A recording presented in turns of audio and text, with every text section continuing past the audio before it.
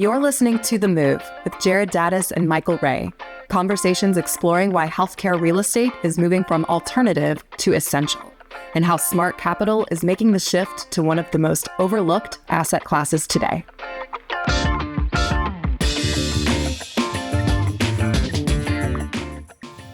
Morning, Mike. Morning, JD. How you doing today? I'm doing fantastic. Okay, I wanted to thank you for last night. I thought dinner with our friends and colleagues was great. Yeah, it's fantastic. Thanks for arranging that. What did you think of the chili rellenos and green chili?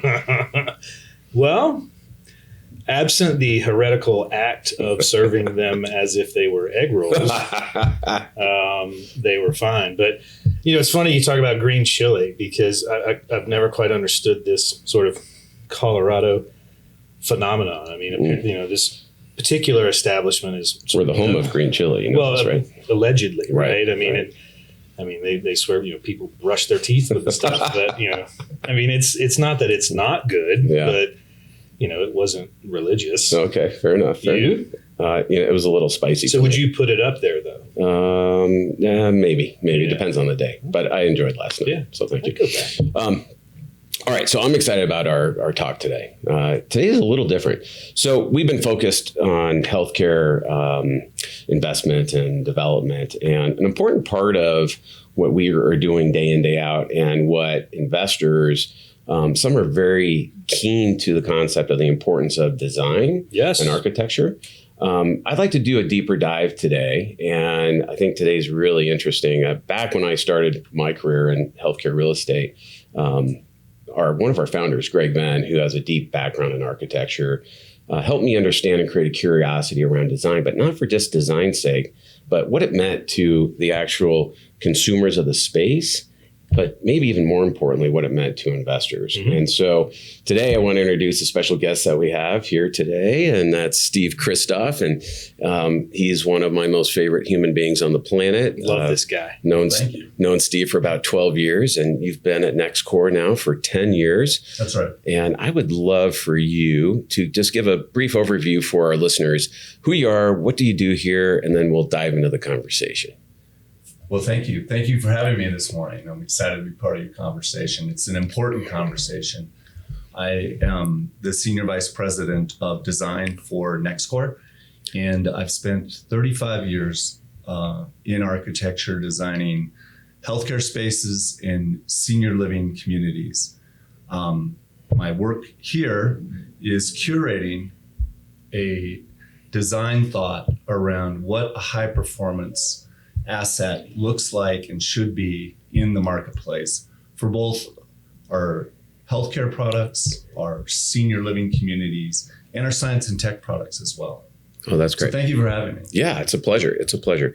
So we're going to focus this conversation around investors. But before we even get to the capital side of this equation on design, let's do a little bit of a deeper dive here into the medical domain and why design matters. I think philosophically, internally, we have a belief that design is important, that we believe everybody deserves space where they can flourish, whether that be patients, providers, the aging, where healthcare can be inspired for people, where we can spark different creativity in our environments, where we can create connection for people. Let's talk about medical and where do you see design having an impact to first our user, and then what does that look like from an investor perspective, and why is that important? And whether you want to start from a healthcare hospital sponsored medical facility, or you want to start from a provider perspective or patient perspective, I'm just curious, go where you want to go in that conversation. Sure. Well, let's deal with the big question, does design matter? And it absolutely matters. When you think about what we're doing is building an investment product, right? And it's a little bit like saying to Apple, well, you know, you can make an iPhone, but does design matter? Well, design matters greatly towards the products that they make. So wrapping our heads around, well, what is great design in the medical ambulatory building asset class? Well, fundamentally, all good design responds to well-defined problems. And understanding what the problem is the first step in making a product that's durable and adds value and will continue to add value over time. So in my 35-year career, the problem has always come from 3 places, and it will continue to do that in the next 50 years. Those drivers in healthcare are always technology, always demographics, and always regulation. This hasn't changed. It won't change. And when you think, Jared and Michael Ray, about where we're at this unique place in time, can you think of 3 more important drivers that we're looking at right now, where we're at a place where demographics in healthcare is essential? I mean, we're looking at huge populations are going to need this service over the next period of time. But it's interesting too, because each of those things are also rapidly evolving themselves. So it feels like the way in which you describe that, which I always love, because like my brain is wired very differently from yours, and so that's why I always sort of Wonder Twin powers activate, right? So, but because of that, constant fluidity and change with respect to those 3, problem areas. How do you? And we're building a physical asset that's intended to stand the test of time while consistently delivering on that intrinsic value proposition for the capital that has facilitated that opportunity. So how do you stay ahead of it? I mean, obviously it's super challenging to future-proof anything, but how do you try to at least, ensure that you're on the wave? Yeah. This is going to sound repetitive, but I'm going to go right back to, we've got to keep the pulse of the problem. Okay. And in healthcare today, from the patient perspective and from the health system perspective, so these are users of these assets,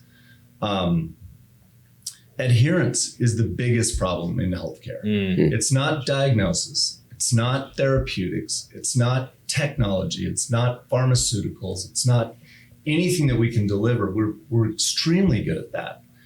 It's the behavior of patients. And so when you think about reimbursement and money and how money flows through these assets, outcomes depend on the behaviors of patients. So our buildings have to respond to creating. Nobody wants to go to the doctor. I mean, nobody wakes up in the morning and goes, I can't wait to get to the doctor today, right? This is the last thing patients are thinking about. But it's quite the opposite. Like, what can I do to avoid having to do it? There's no good news with the doctor, right? You're going there. It's not like they're going to give you good news, except for maybe the birth of a new child. But everything is downward trending. And so from a behavioral perspective, a patient's thinking, wow, I really don't want to get told a whole bunch of bad news. What patients want a coach. They want someone that's going to pat them on the back and give them good news and good reason to continue to do what they're doing.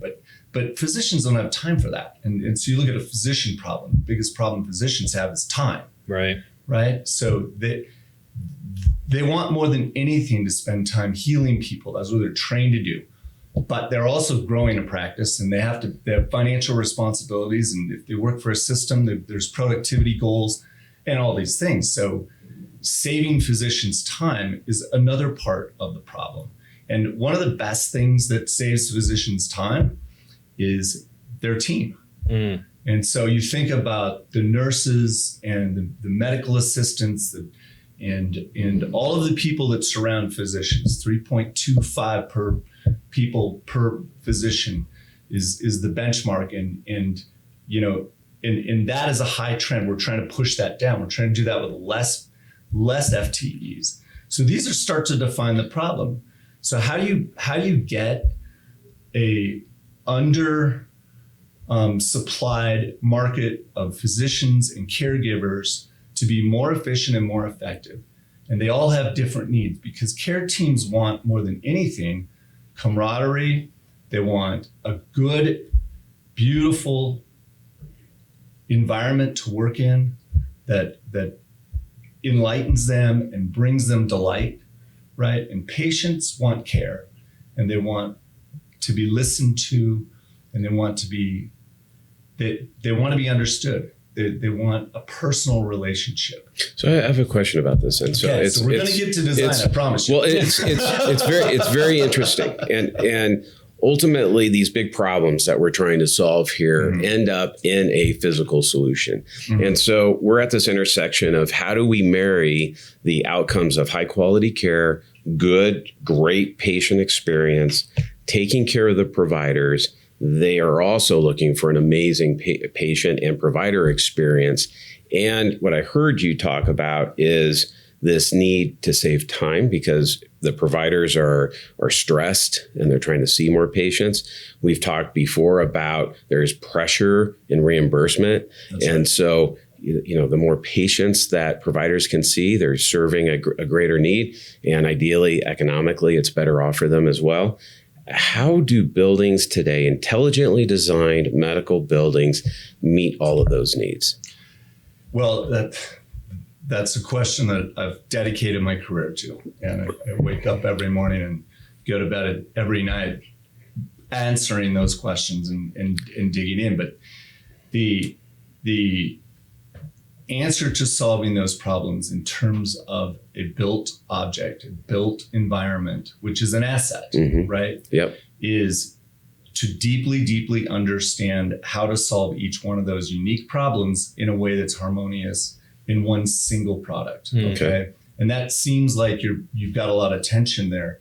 But what we're doing that's different is we're thinking about process, and we're thinking about the change in process and flexibility over time from our provider and patient workflows, and thinking about how do we bring delight to patients when they walk in the door so that they feel like there isn't a desk between them and the human being that they are interacting with. There isn't a countertop like the Division of Motor Vehicles. Take a number and sit down and we'll get to you. There isn't a stack of paperwork.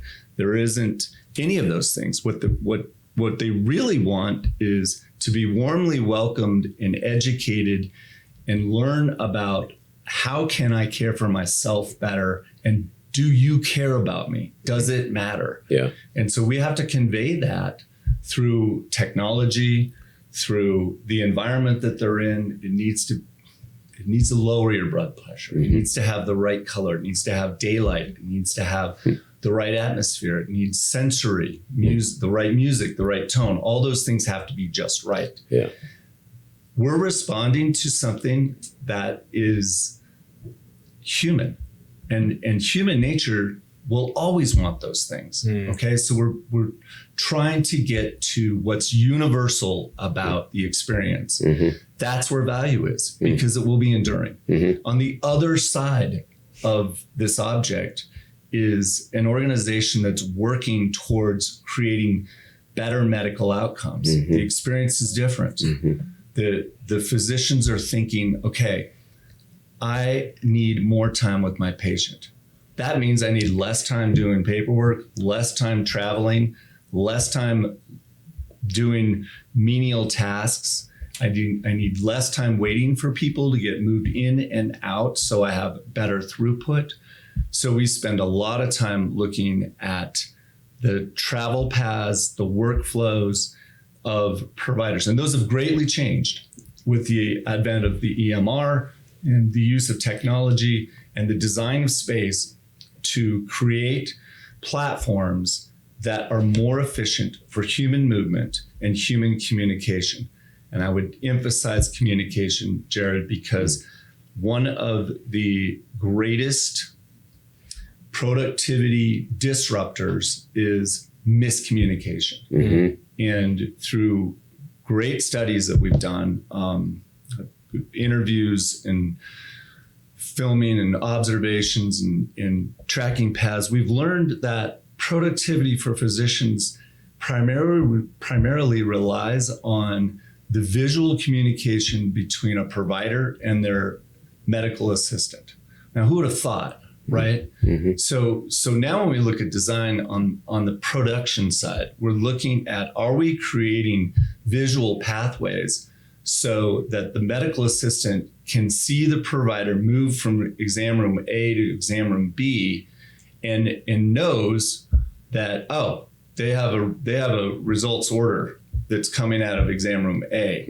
The physician can look across the space and communicate visually with the provider. And that sounds crazy, but that's how we all work. Right. So this is a design element that we've studied multiple concepts and how to organize more exam rooms in less space with better visual communication, smaller travel paths, and a better patient experience. So I'm going to draw on something you just said. And so there's some themes that are coming up here. Yeah. And there's a lot of discussion around efficiency and outcomes, patient experience, provider experience. These buildings that we are organizing are really intelligent facilities for care.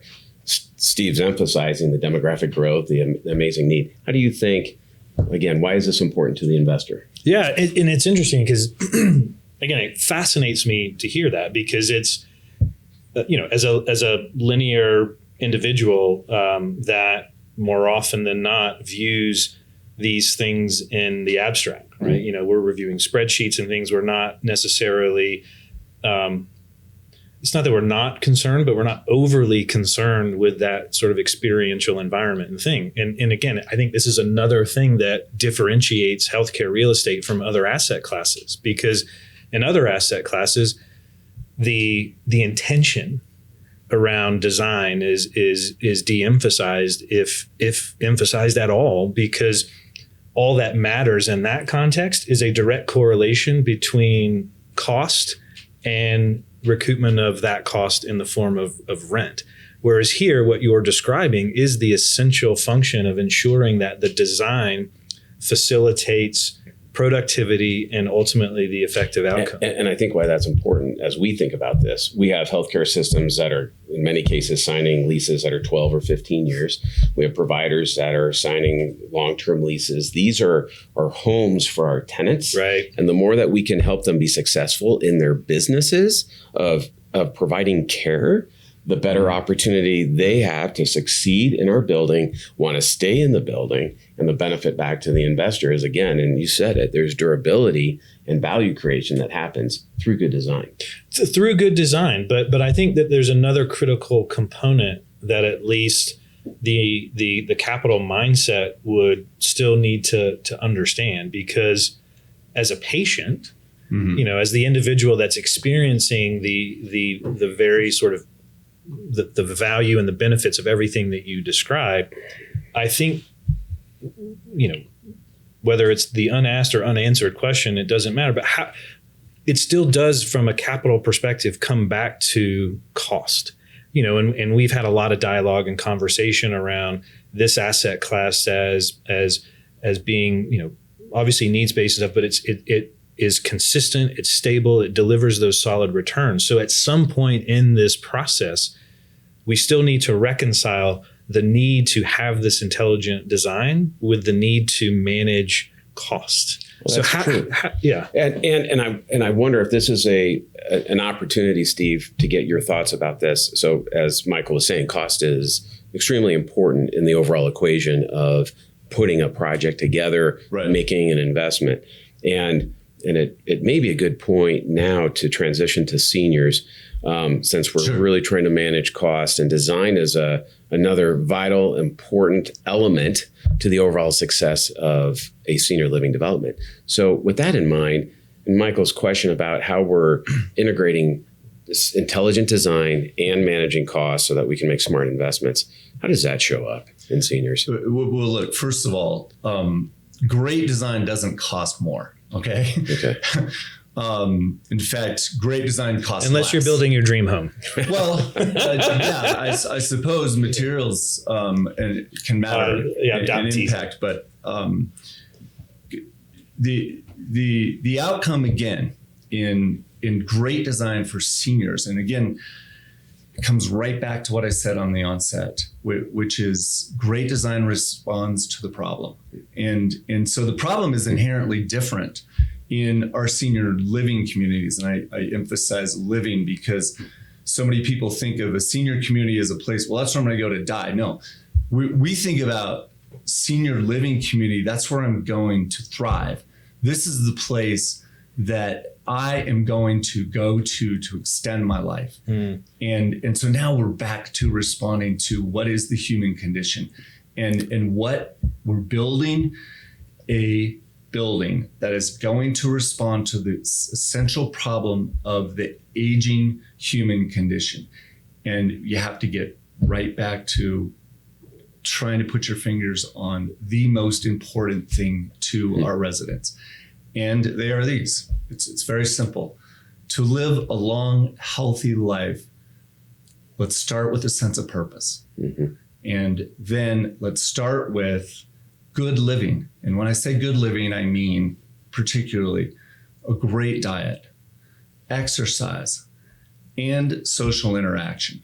If you can have a sense of purpose surrounded by a community of people that share a common experience and share common values, that now they can call themselves a group, a community. That's how we've defined community.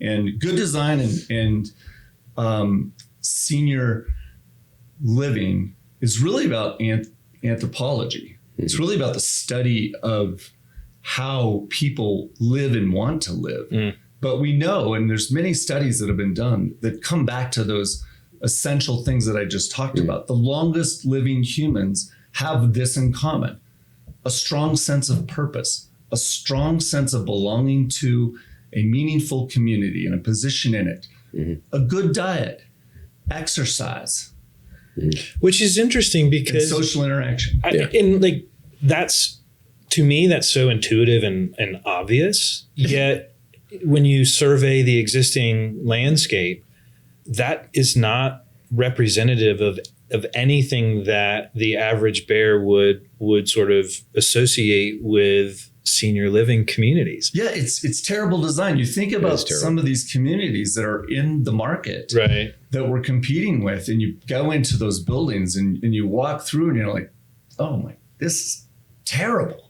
So then what are things then that we are doing as from a design perspective to meet those needs? Because frankly, to your point, it doesn't exist, and so there is this shift to it. Obviously, Jared and I have talked at length about the consumer driven focus of this aging demographic and how they are demanding a different outcome that is consistent with the fundamentals that you just described. So what are some specific things within our communities that we're doing to facilitate this? Well, now the conversation is getting exciting. We're going to talk about real design. That's because I'm leading it. Yeah, exactly. Well, keep in mind too, because done properly, this creates an opportunity that people get excited about, where a senior living community is a place of choice that they want to come to and live and experience everything you described.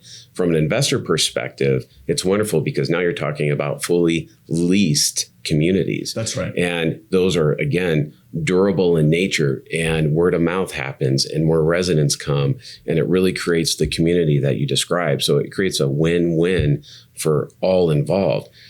But just I want to keep that in mind as you think about what are some of these design elements. Well, it doesn't cost more to make great design. It just takes thought and because you're working from the same footprint. Because you're working from the same footprint. Yeah. The market will bear so many square foot per unit. The costs are the same. So the difference is how you do it, and how you do it depends on how you look at the problem. So I framed that. Now let's get into your real question: where does design take place? Yeah. Design takes place in making places for humans to interact and do those things that are meaningful. Now that sounds like a really broad term, but let's think about the human experience. We all have sensory experiences, and those sensory experiences exist in different ways, and they mean different things to different people. We can all think back in our lives about great places that we love, that are part of our life, that we think back to again and again and again. Maybe there are places in our childhood or places along our lives. And you think about what makes that place great. Why do I like it so much? What is so wonderful about that? They often have things in common. And you, Michael Ray, and you, Jared, can talk about these places that are important to you in your life, but there will be very different places, but essentially you will come back to the same things that you say you like about. There's a throughput. In most, they could be geographically diverse, but that's to your right. point, there's okay. And throughout history and ancient history, architects have understood what great place is and what needs to happen. So I'll give you some specific examples that exist inside of our communities, and their design is intentional here. We're thinking through every movement and every aspect of the lives of our residents. So we need a place to gather. We need a place to gather intimately. We need a place to gather socially. So think about, where are we going to do that, right? We need, human beings are convivial people.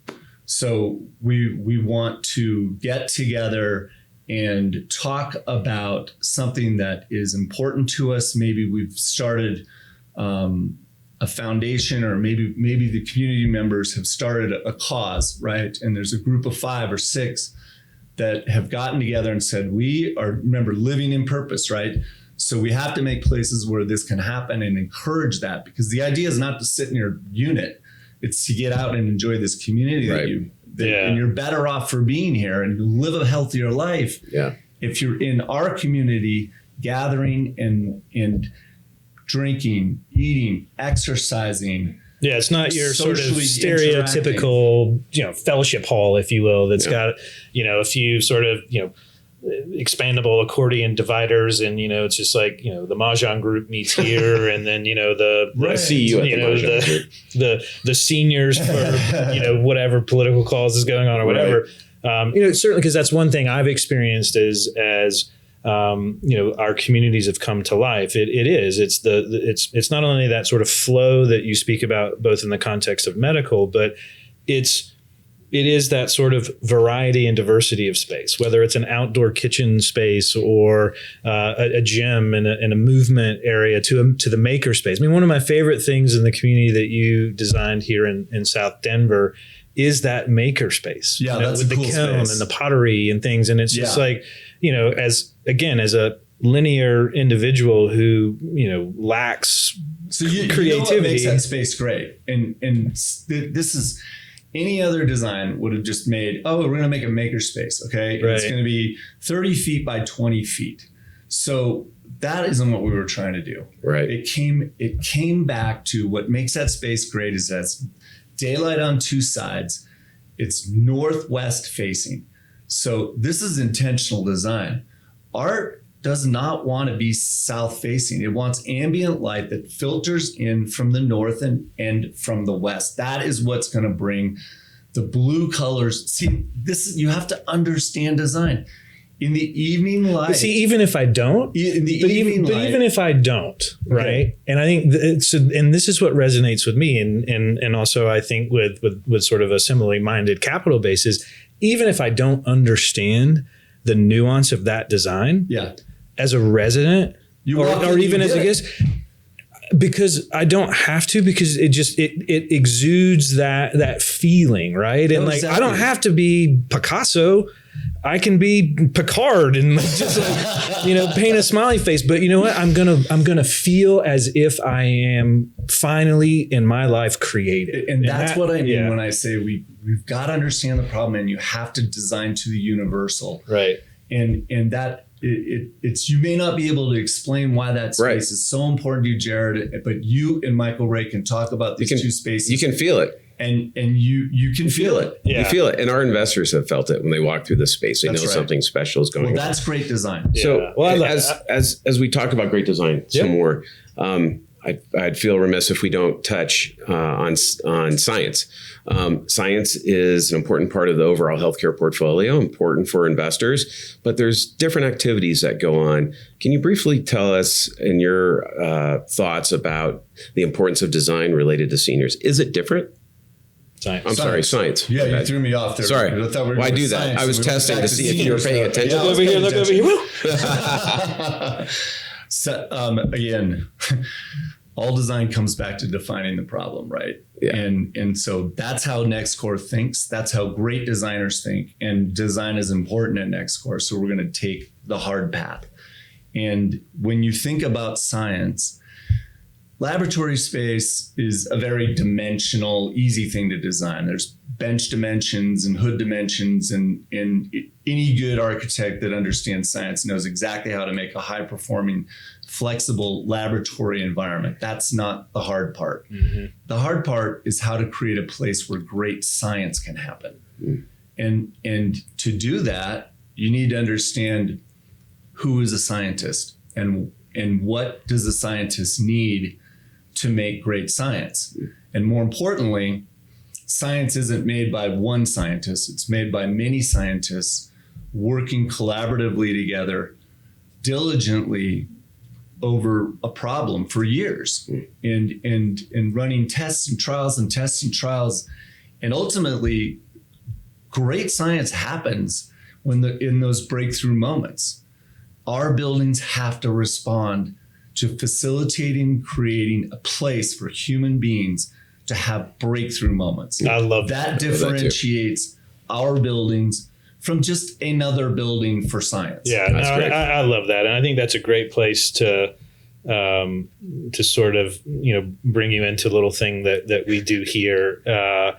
So our podcast is called the Move, and so one of the things that Jared and I like to do at the end is, again, this is a sort of a capital facing conversation, and I like to put ourselves in the shoes of an investor and kind of take into account the topic of conversation that we've had and ask each other sort of what's your move. So Sure. So Steve, in the context of design and its import in terms of creating or assisting with that intrinsic value in real estate as it relates to the investor, what's your move? The move is clear. Move toward a greater understanding of a high performance asset. Not all buildings are created the same, and you may not be able to tell from the outside. I love it. JD, what's your move?